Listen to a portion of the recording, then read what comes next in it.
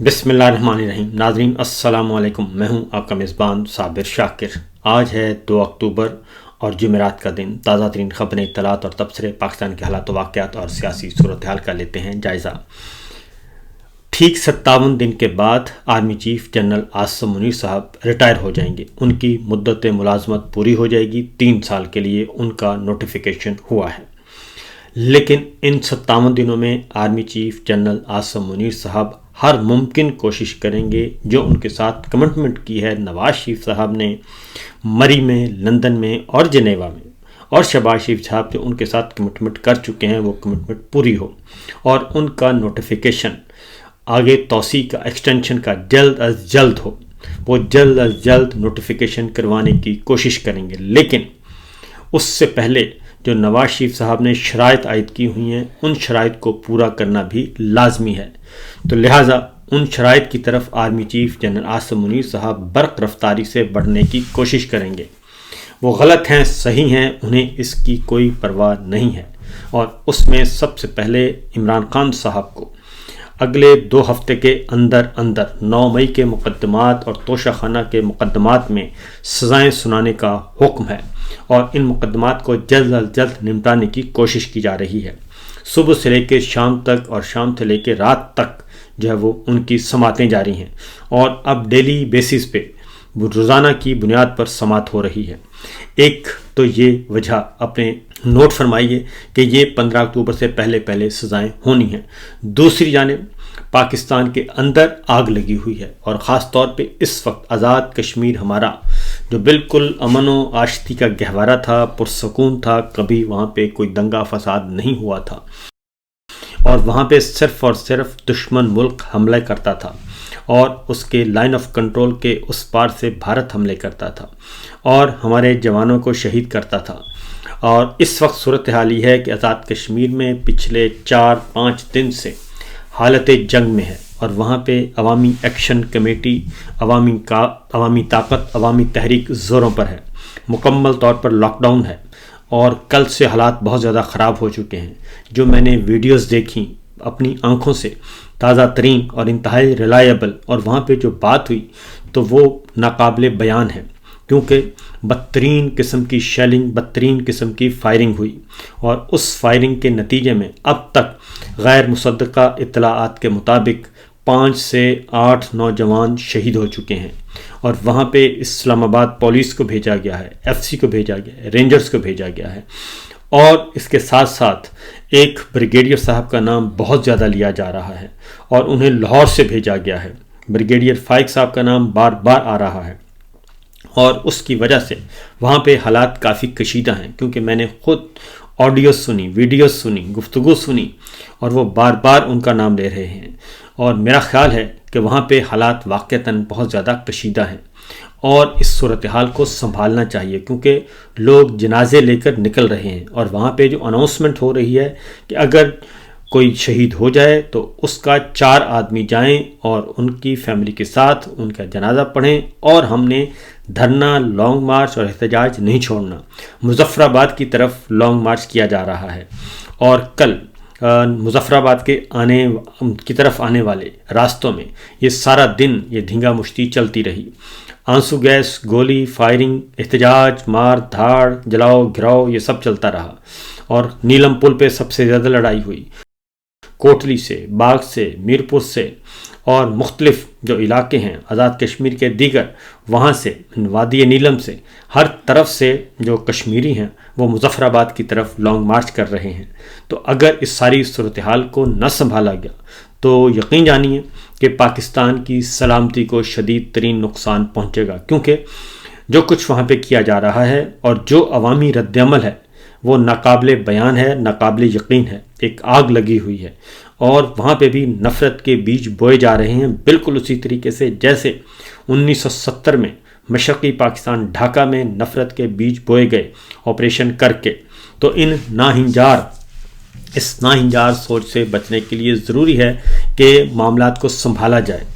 Number 1۔ Number 2، Balochistan میں بدستور حالات خراب ہیں، خیبر پختونخوا میں حالات خراب ہیں، اور ایک نئی جنگ کی طرف ہم بڑھنا چاہ رہے ہیں، ہم نہیں بلکہ ہماری فوجی قیادت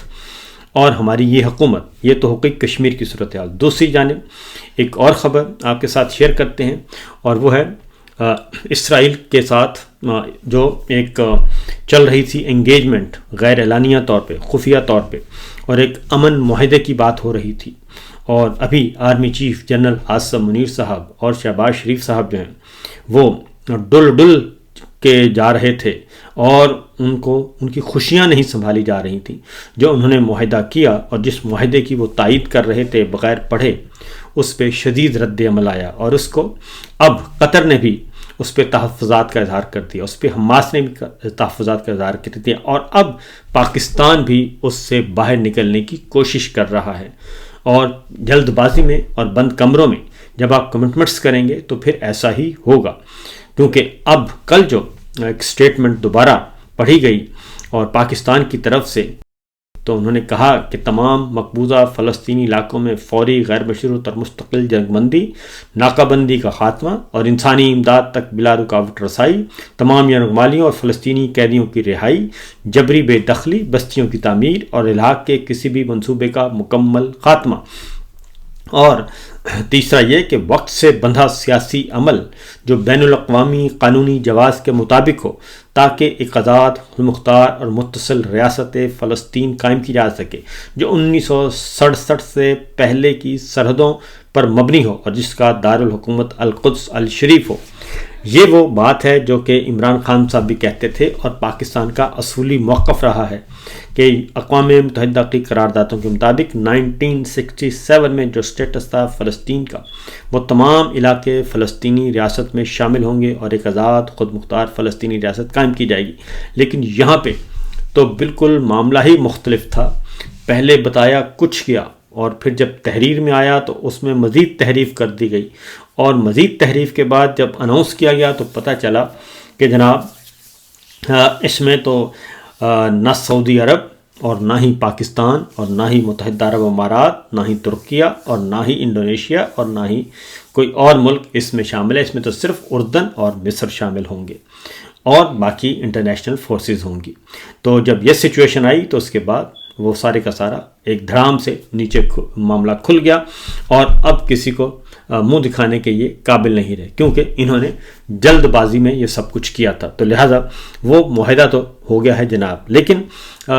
ہمارے سپہ سالار جو ہیں وہ لاپتہ ہیں، اور ان کا ابھی تک کوئی رد عمل نہیں آیا کسی قسم کا۔ شہباز شریف صاحب اور اسحاق ڈار صاحب کو تو ندامت اور سبکی کا سامنا ہے ہی، کیونکہ انہوں نے بھرپور طریقے سے جو ٹویٹس کیے تھے، اب وہ ٹویٹس کو ہم وہ ڈیلیٹ بھی نہیں کر سکتے، لیکن اس کو اب اگلے ٹویٹ میں کا انتظار رہے گا۔ اسحاق ڈار صاحب جو ہیں اب وہ وضاحتیں پیش کرتے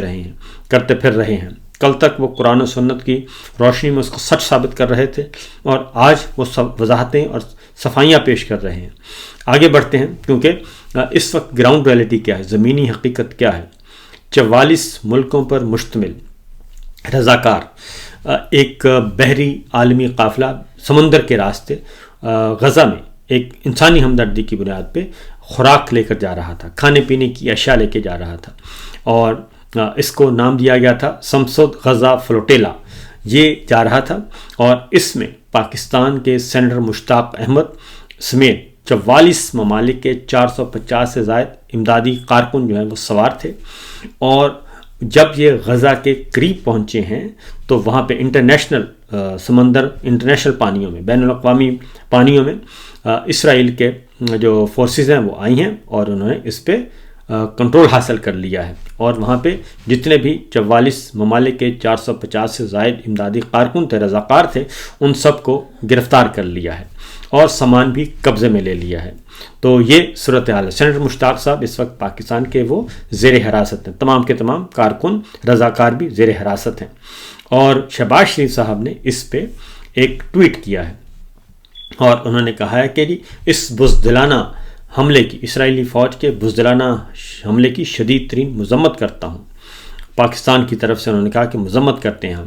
اور یہ غیر قانونی حراست میں لیا گیا ہے، اور بے لوث کارکنان کا واحد جرم یہ تھا کہ وہ بے قص اور مظلوم فلسطینی عوام کے لیے امداد لے جا رہے تھے۔ تو پاکستانی تمام کارکنان کی فوری اور غیر مشروط رہائی کا مطالبہ کرتا ہے۔ تو جناب بات یہ ہے کہ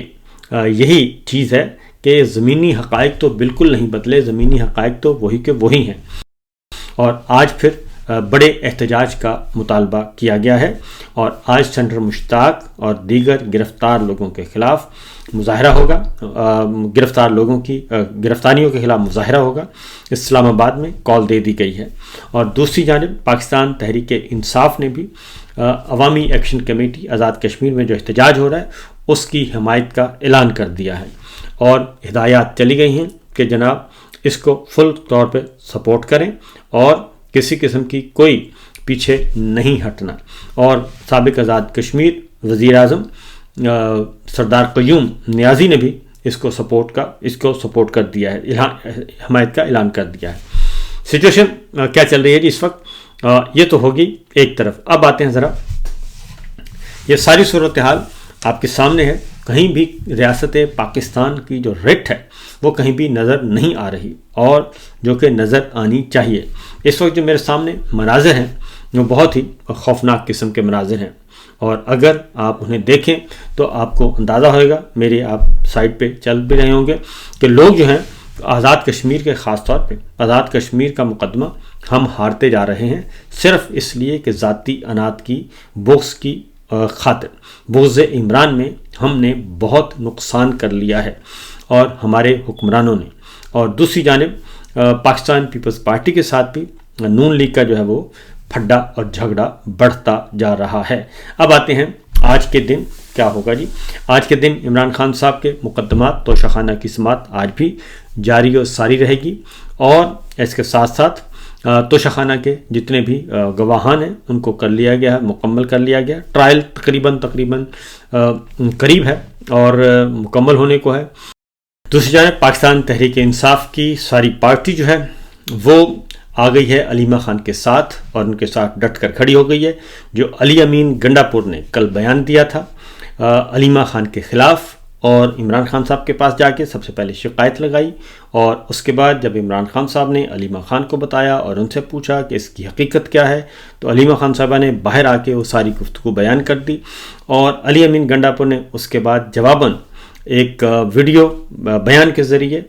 مزید اس پہ فیول چھڑکا، اور لگتا یہ ہے کہ علی امین گنڈا پور جو ہیں وہ پارٹی کا اعتماد بھی کھو چکے ہیں، پارٹی کے کارکنان کا اعتماد بھی کھو چکے ہیں، اور اب وہ عمران خان کا اعتماد بھی کھو چکے ہیں، اور اس بات کا انہیں بہت اچھی طرح اندازہ ہو چکا ہے کہ اب پارٹی کے کارکنان اور عمران خان کے ساتھ وہ نہیں رہے، اور نہ ہی پارٹی ان کے ساتھ رہی ہے۔ اس لیے اب وہ مزید حماقتوں کی طرف بڑھ رہے ہیں، اور لگتا یہی ہے کہ علی امین گنڈا پور کا ٹھہرنا ناممکن ہو گیا ہے۔ تیمور جھگڑا نے کہا ہے کہ انہوں نے بھی اس بات کی سخت مذمت کی ہے۔ علی امین گنڈا پور نے جو الزام لگایا ہے، انہوں نے کہا کہ اگر آپ کو کوئی غدار نہیں کہہ سکتا تو کوئی بھی کسی کو نہیں کہہ سکتا۔ علیمہ خان نہ ایم آئی کی ایجنٹ ہیں، اور نہ ہی ان کا سیاست سے کوئی لینا دینا ہے، اپنے بھائی کی ترجمانی کرتی ہیں، اور انہوں نے بڑی بہادری سے یہ کام کیا۔ یہ تیمور سلیم جھگڑا نے اپنا ایک سٹیٹمنٹ دیا ہے، جبکہ عمران خان صاحب نے واضح طور پر کہا ہے کہ علیمہ خان ہی